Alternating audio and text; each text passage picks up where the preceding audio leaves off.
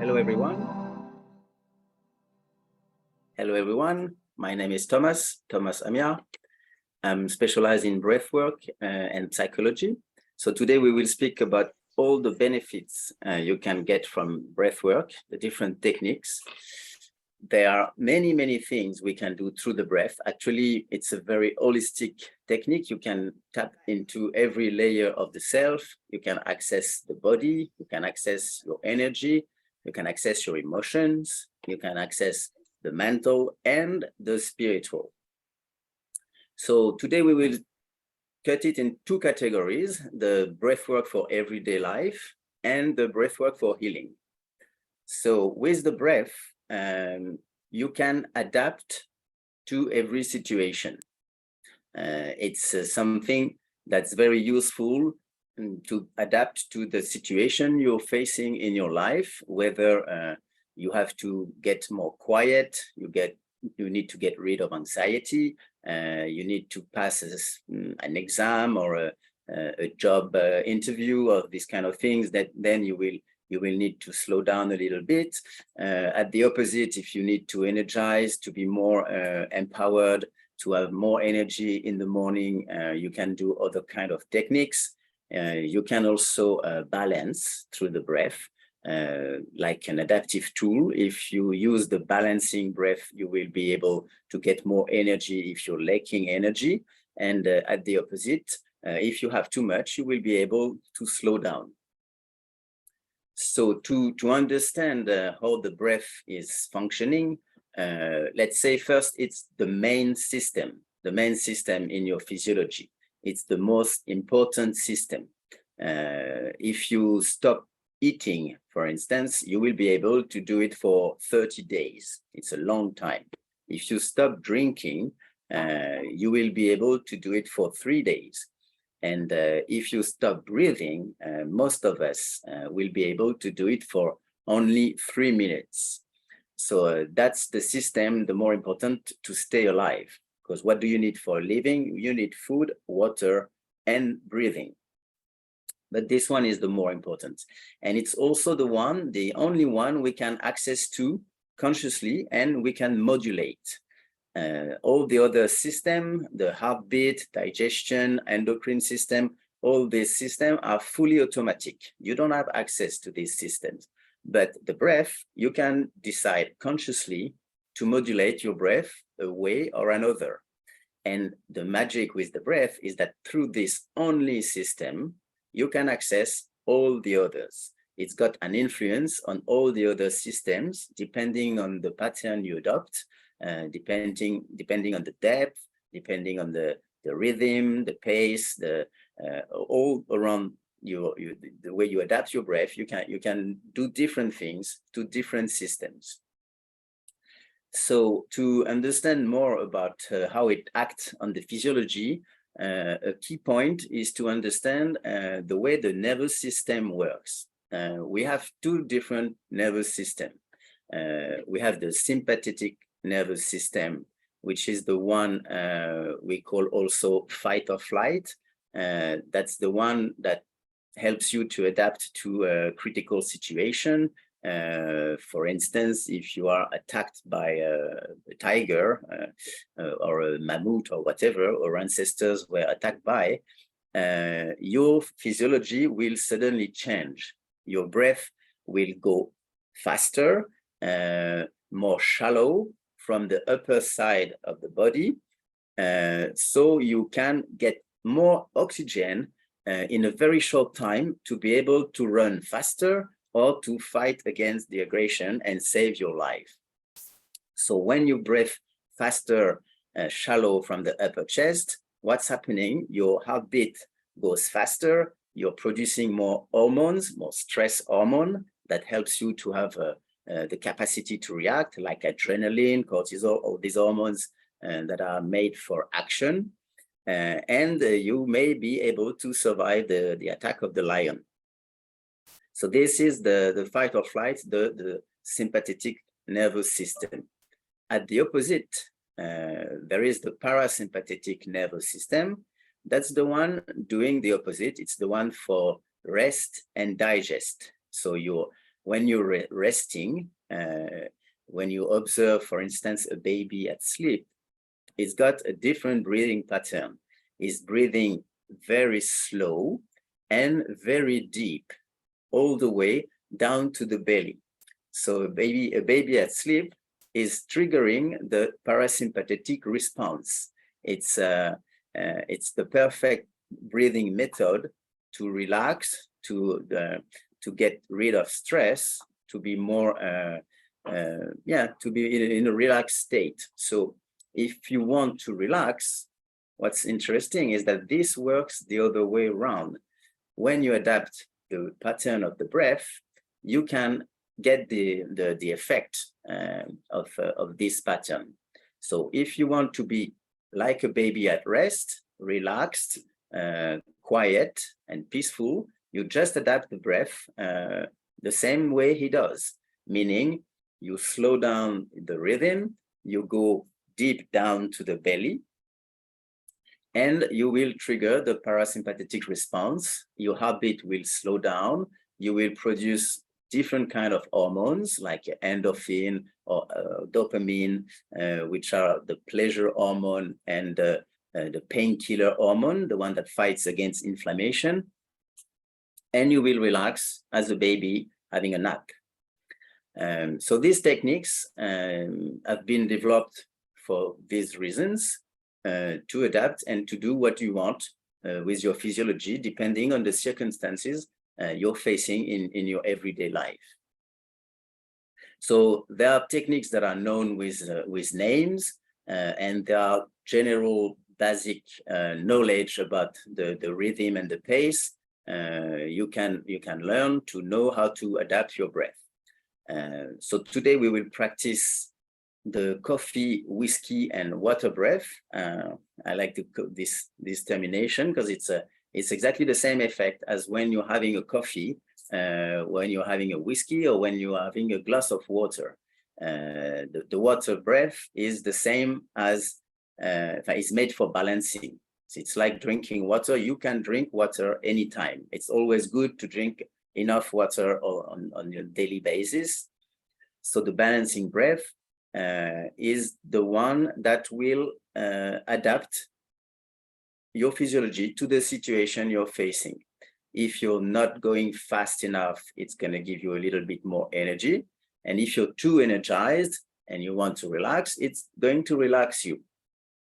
It's the same effect as some plants like ginseng that are adaptogen, that adapts to the situation of your physiology.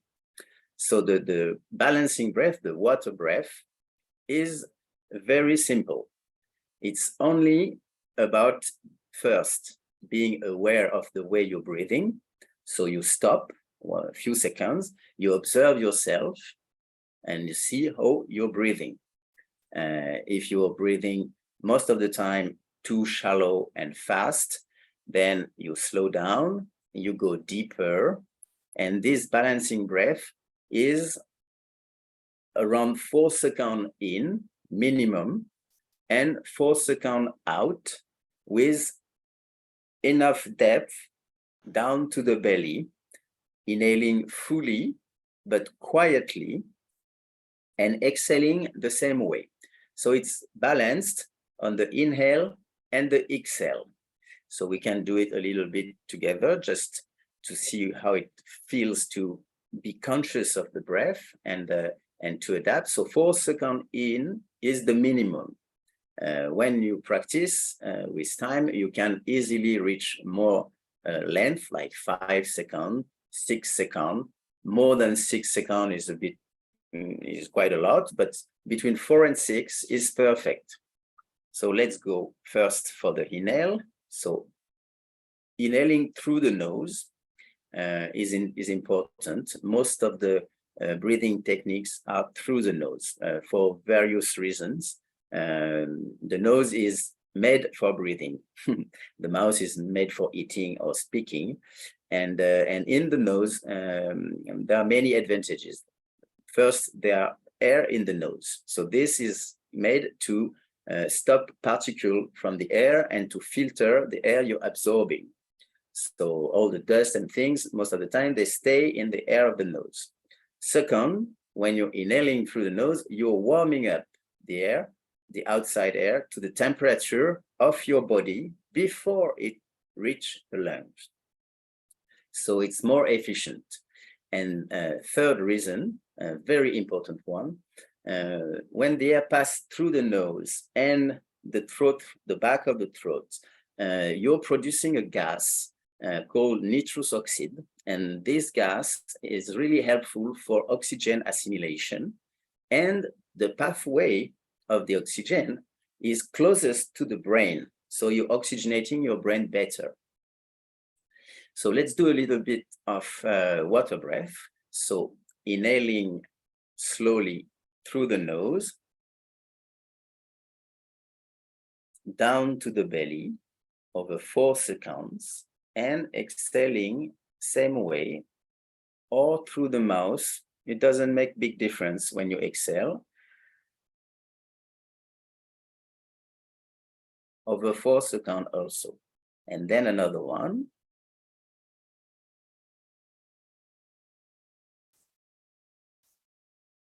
Same for the exhale. So there's no stop between the inhale and the exhale. You're doing a loop. It's like the waves on the shore. It comes and goes. There is no stop. There is no hold. It's a very calming practice on itself. Let's keep going a little bit more. After a few rounds, you already feel the effect. And generally speaking, looping on something, like we are doing, looping on the breath, on the inhale and the exhale, we are tricking the brain also, the mind. The mind thinks it's doing something, but it's just looping. It's the base of all the meditation techniques, all the mantra repeating techniques from India. It's all about the loops. Same for the music, the hypnotic music or the sacred music. It's about hypnotizing your mind and making it sticking to something, which is just a single loop and a repetitive pattern.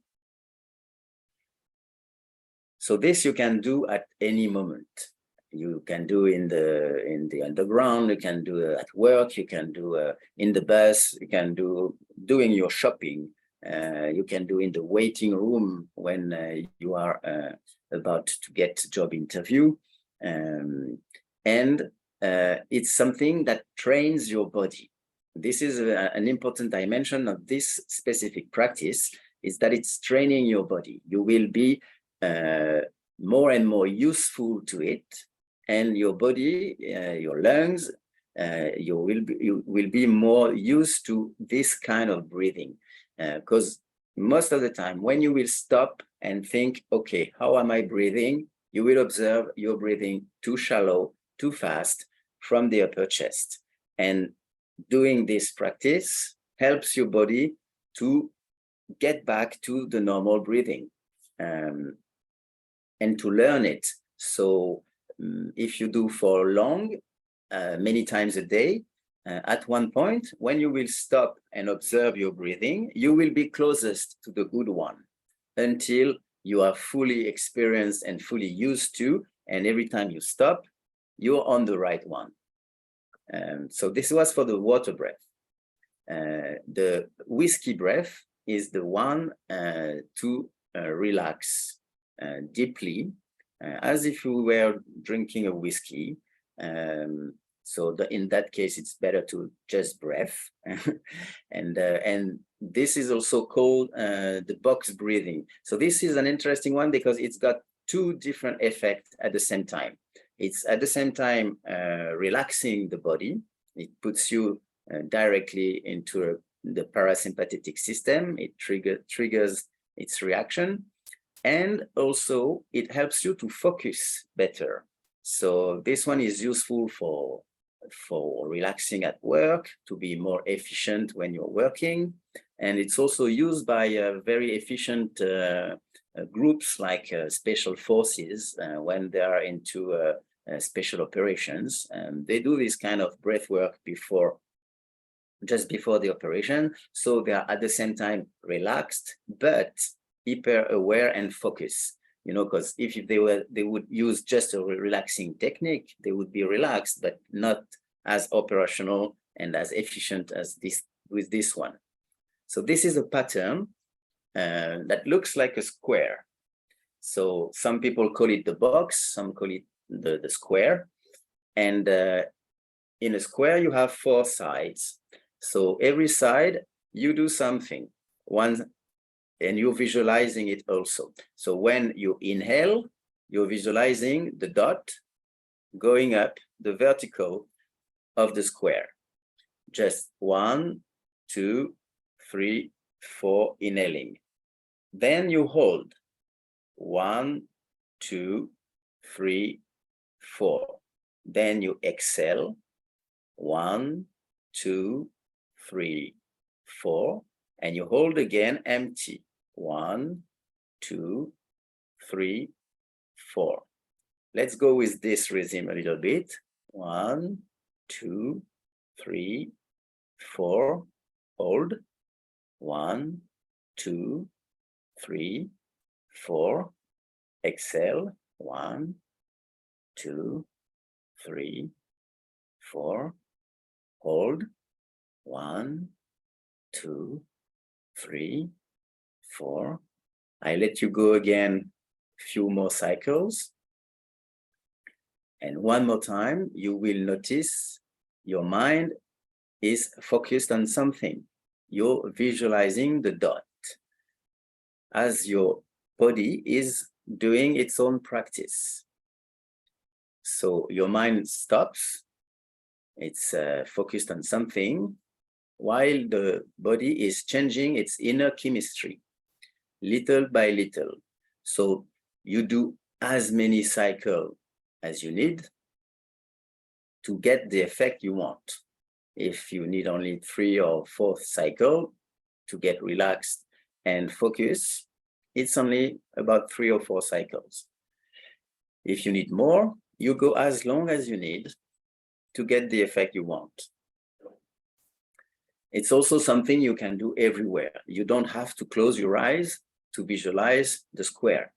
You can just be at your office in front of the desk or whatever you're doing and just breathe in and visualize the dot going up and then exhale and dot and tuk, tuk, tuk, and follow the dot with open eyes. It works perfect. So this one is the whiskey breath.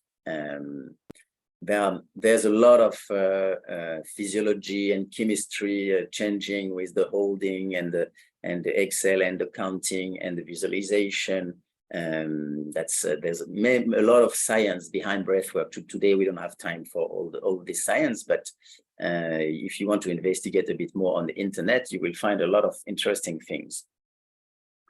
And then comes the coffee breathing. So the coffee breath is made to energize. So as we were just speaking about, it's meant to trigger the sympathetic sympathetic nervous system. So you're triggering its response through doing the pattern of the fight and flight mode. So the classic pattern, there's a famous one from India, from pranayama, called fire breath. So this one is just about exhaling sharply, very fast, with no inhale. You're just exhaling through the nose, and the inhale is automatic between the exhale. So it goes like this. You're contracting the upper chest just to push out the air. Contracting the belly also. Basically, you contract both belly and chest.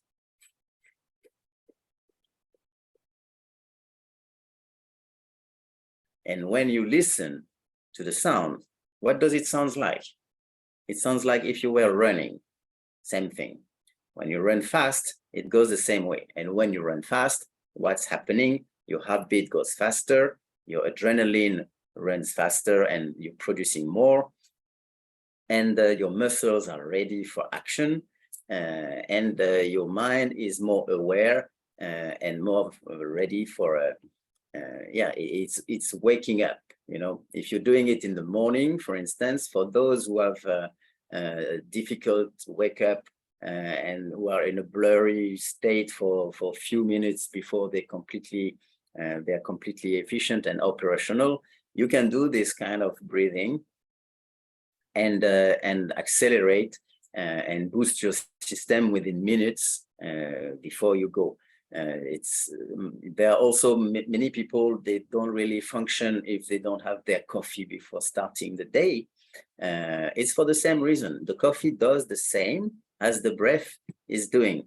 The coffee will act on the level of adrenaline. It will boost some chemistry in your endocrine system with a chemical external aid, let's say, and this you can do without any substance, without coffee, without tea, without cigarettes, without anything, just through your own breathing, relying on your own supply. There are other techniques I will just mention, but we will not practice here. For instance, the one for sleeping, we will not do it right now because I have something else to tell you just after. So you can also use the breath for sleeping. So once you understand the pattern, once you understand, if you want to slow down, you need to go deep in the belly and exhale slowly. You can make it even more efficient when exhaling longer than inhaling. The longer you exhale, the more you will slow down your system, the more you will relax your muscle, the more your heartbeat will slow down, and the more you will produce hormones that helps for relaxing and for sleeping. So the simplest is to do twice the time you inhale with the exhale. You do 4 second inhale, or you just inhale normally the way you used to do, and you do twice much for exhale. This is the classic. Everybody can remember this one. I just do twice more the exhale, and then I will slow down and sleep. And there's another one that incorporates the whole dimension in it. It's a series of number you just memorize. It's 4, 7, 8. Once you memorize 4, 7, 8, it's easy to remember the way to breath. You just breathe in 4 seconds, gently, deeply, down to the belly. When you breathe that deep, you notice the diaphragm is moving up. So, and everything is expanding. So it's got a real influence on the diaphragm, and this is also triggering the parasympathetic response. So you inhale these 4 seconds and you hold 7 seconds before exhaling on 8 seconds, slowly, quietly. You can even do it through pursed lips if it helps you to go slower, because sometimes 8 seconds is kind of a long time to exhale, and you feel you don't have enough oxygen, enough air in the lungs to exhale for so much time. You purse your lips, and then it will help the flow to be thinner, and you will be able to go longer. So these are simple techniques, and you can use it all the time. The best thing to do is to stop at different moments, at least to do the water breath, just the good balancing breath, the breath we should have all the time, the breath we forgot, because when we were kids, we were doing it naturally. When you observe a kid resting, he's breathing perfectly. And getting older with the way we live, with the fast pace of life in the modern society we live in, and the stress we have all day for various reasons, it puts us into this shallow upper chest, fast breathing, which is triggering an endocrine response. You're producing certain hormones that's stressing you even more. And at the end of the story, you're stressed by the way you breathe and the hormones you're producing. And for no external reason, you're stressing yourself on your own. So stopping regularly, observing the breath, and adapting is the basic. So this is for the breath you can do for everyday life. And there are other techniques. The second part of this speech is about the way you can use the breath for healing. So the breath is something that's existing in all the cultures around the world from the birth of humanity. There are different names to speak about the breath. In India, it's called prana. So the pranayama is all the science and the techniques around the breath. In China, it's called qi. The qi is the energy. The disciplines like qigong or tai chi, it's all about mastering the energy of the breath. It's the life force. If you are interested in the West and the Western culture, it's called vis vitalis. It comes from the Latin, and it means the same. It means life force. It's another name for the breath. And in every tradition, everywhere in the world, the breath is known to be the main source of energy and to have fantastic powers, not only on your physiology, not only on your emotions, on your energy, but also on the mental and on the spiritual level. So a lot of mystic traditions are using different breathing techniques, sometimes kept very secret for very long, to access an expanded state of consciousness and get closer to the divine and have these spiritual experiences. This in every religion, you find this. The main Buddhist technique is the main Buddhist meditation is the breath focus meditation. So you're just focusing on a single thing, that's your breath. And focusing on the breath, it's the water breath, same thing as the Buddhist tradition. In the Sufi tradition, so this is the mystic branch of Islam, they are using also breath work that is linked to a sound you're producing. When you're producing that sound, breathing, you're producing much more nitrous oxide, what we were speaking about previously. So it makes the oxygen more efficient in your system, and it triggers more chemical reaction, and the brain enter a different state, and you're entering a kind of trance state that gives you access to a different rhythm. Even the Christian chanting or the Jewish chanting is a special breathing techniques. If you want to chant that way, you have to breathe a certain way to be able to sustain the chanting. And after 10 minutes of chanting this way, you're changing in your physiology and your mind is expanding, your consciousness is expanding. So this is something known from the birth of humanity. And recently, the science and the psychology and the psychiatry got really interested in these practices to access different layers of the mind we don't have access to usually. It's mostly about speaking about the subconscious, because in the mind, there are things you are conscious of, and those who are not conscious of. These ones are stored in the subconscious. It's for a reason. The subconscious is a kind of buffer that's there to take in charge all the things that are too heavy or too emotionally destabilizing, too intense, and so you couldn't face it in your everyday life.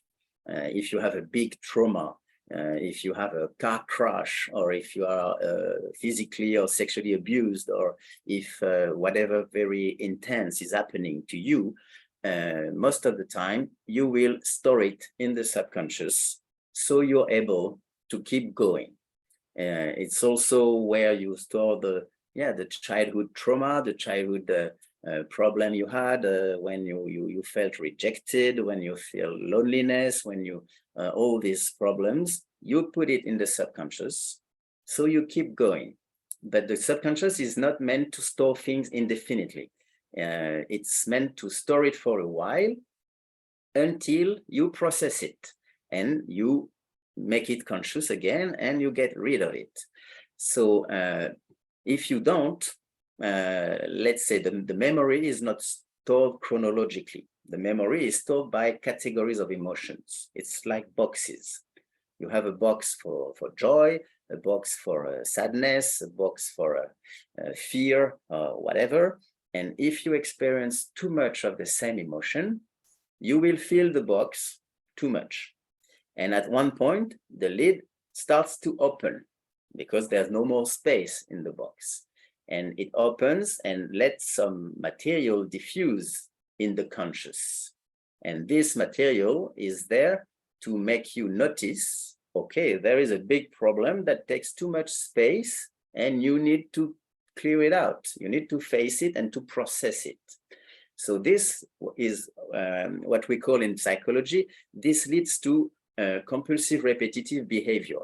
You're repeating the same behavior, you're in a loop in your life, and you're facing again and again the same problem. For instance, you may meet always the same kind of wrong partner. You know, it's always the same type of boyfriend, this psychology, this way of doing. And every time you break up and you find another one, boom, it's exactly the same. Because your subconscious is diffusing, okay, you have to clear this problem and making it conscious. Most of the time it's linked to the father or the mother, and as long as you're storing these things, you're in a way re-traumatizing yourself layer after layer, instead of opening wide, facing the problem and getting rid of it and the consequences on your behavior. So there are techniques developed by psychologists around the breath that puts you with a certain breathing pattern, with a certain context, with also sensory deprivation in a way, like you're laying down on the mat blindfolded, so you don't have to deal with your body. The sensation of the body is different. You don't see anymore, so your visual sensations most of the time are rewired to the ears, but your ears are immersed into music and sound with a special mix with different kind of energy, emotions, triggering different reactions. So if you combine all of this, there's a famous technique I've been trained to called the holotropic breathwork, developed by Stan Grof, one of the last still alive famous psychologists who developed the fourth wave in psychology after Freud, after Pavlov, after Maslow, the fourth wave called transpersonal psychology. And so, so I'm practicing this technique. I call now transcendental breathwork because I changed few things in it.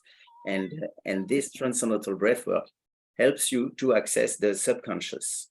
So you can open the box widely and make this material emerge and get out in the conscious realm and process it, so you don't have to you don't have the bad influence anymore, because you will be entering a kind of dreamlike state. That's very interesting for psychology because your mind is split. You're not functioning the same way. We call it non-ordinary state of consciousness because it's a different state where the conscious and the unconscious works together, and you're able to come back to a past trauma and at the same time observing it with a distance. So you're not overwhelmed by what's happening and what you come back to. For instance, if you were bullied at school when you were 7 years old, you will have potentially less self-confidence. You will not be very good at socializing with groups because you're afraid of groups. They were bullying you. Same thing in your social life. You will have more difficulties to find a partner because if you don't go out, if you don't socialize, you don't find a partner behind your bed, under your bed. Most of the time it doesn't work. And yeah, many things like this. And if entering a different state of consciousness, you're able to come back to that moment, which is also very often forgotten. You will realize, oh, yes, that's what happened. I was 7 years old at school, and these other kids were just making fun of me and shaming me, and I felt it very, very bad. But actually, it was just kids playing. Okay, it was not very smart games, but it was just kids playing. So why would I adapt my life around this story? Why do I am so ashamed? Why am I so scared of people? Why am I staying on my own? Because of this story, it doesn't make sense at all. And once it's conscious, because you've opened that box and everything is out now, you change your behavior in a click. The day after, you think it makes no sense to keep going that way, and you change everything, and your life changed without doing nothing. So, so these breathing techniques are very useful for psychology. When I was working as a psychotherapist, sometimes speech therapy is not enough. You're speaking to people, but if they have no clue about what happened because it's completely unconscious, they will not tell you. So you can take months working with the same person, trying to get access to this material. And instead of that, after a while, I used to propose them to go into a transcendental breathwork workshop where they would do this breathing in a special context, very secure, very comfortable with music. It's a journey also, and get access to that material. And once you have access to that material, if you want to process it again a bit more and to work on it, then it's easy to go into a speech therapy. So yeah, this is all about accessing these realms we don't access to, like subconscious. And there's also another realm you can access through these breathing techniques. It's the spiritual realm. So what we were speaking about in the different mystic traditions, you can access deep spiritual experiences that are life-changing experiences, because once you experience consciousness expansion, when you go beyond your limits, because usually there is you and the rest of the world. And for first time, you will expand and connect to the world around you, becoming wider, feeling what is surrounding you as if it was you a little bit, or completely. If you're in the forest, you may feel nature much stronger. You may feel the trees like breathing with you. This kind of sensation is completely shifting your perception of reality. Because if we go into quantum physics, we understand everything is conscious. Everything, mineral, vegetal, animal, the planets, the cosmos, everything is conscious. Consciousness comes first, then matter happens. So you can reach these states. You can also experience unconditional love, the love that's described in all the religious books. And until you experience it yourself, there's no way you understand what it is, because these are things that are beyond words, beyond explanations.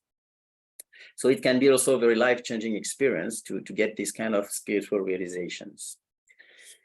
Yeah, so I think we made a kind of round around all these topics. So the breath is a magic tool in a way. I like to call it the magic tool because it works for everything from your everyday life, or relaxing,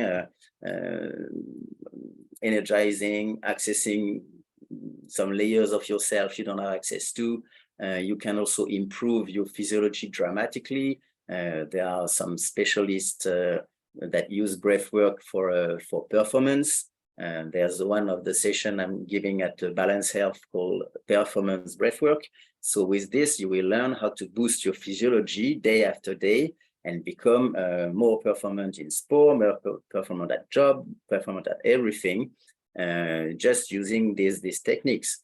There's a man that's famous for owning 24 records, world records, for a cold exposure, and is able to expose himself to the cold, diving in the North Pole for 2 hours because he trained with certain breathing techniques day after day, breathing techniques plus gradual cold exposure, and at the end is able to do it for 2 hours.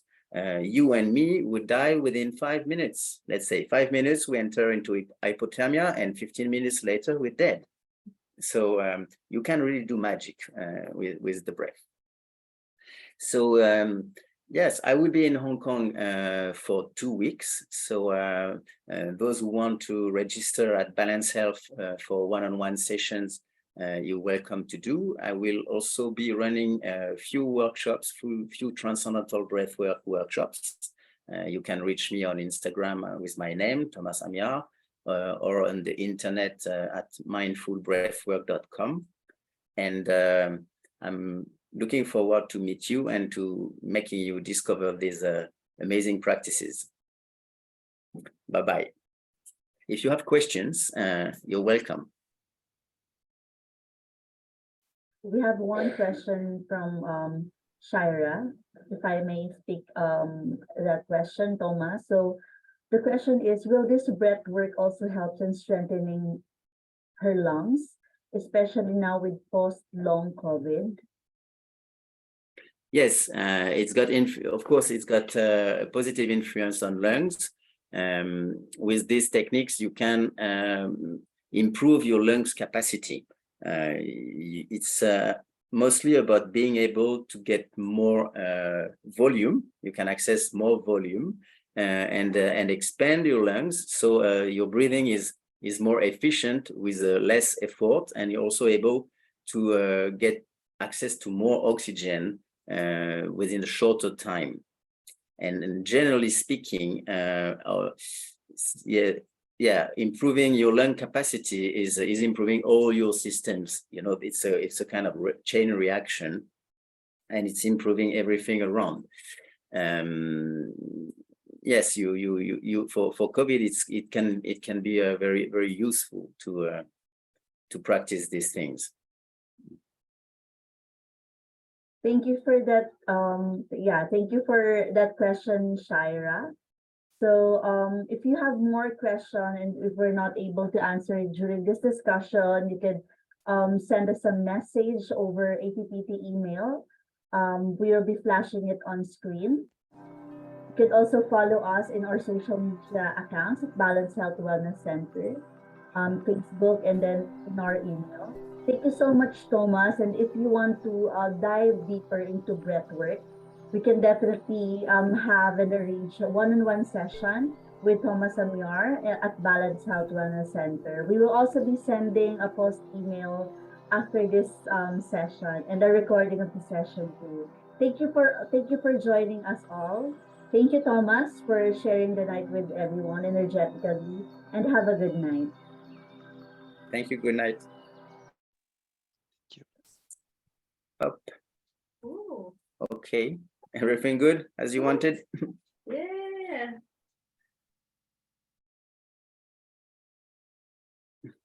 Thank you, Monica. Bye-bye.